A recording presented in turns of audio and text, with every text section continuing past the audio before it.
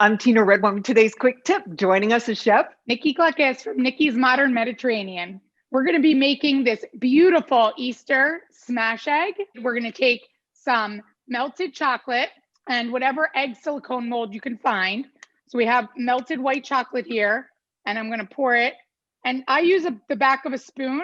You can use a paintbrush, and I'm going to paint that all into our mold. I even recommend putting this in the freezer for about 10-15 minutes and then making another layer of the chocolate so that it's a nice thick shell. Once they have gotten nice and hard from the freezer, you could take them out of the silicone and you're going to get this beautiful egg shape. So now we're going to fill our egg with your favorite candy. I'm going to use some M&Ms, some jelly beans, and some robin's eggs.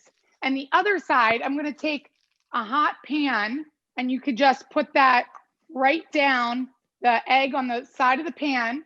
So we're going to glue that together. The glue is very hot. Don't let kids do this. No, that's definitely a step you don't want the kids to do. So you could decorate the outside of this, or you could just serve it just like this. So let's smash our eggs. Okay, that's smashed. Yes, my mold was well put together by my daughter. Mine was too. Mine isn't smashing. You could take the side of the egg and smash it where it's glued together.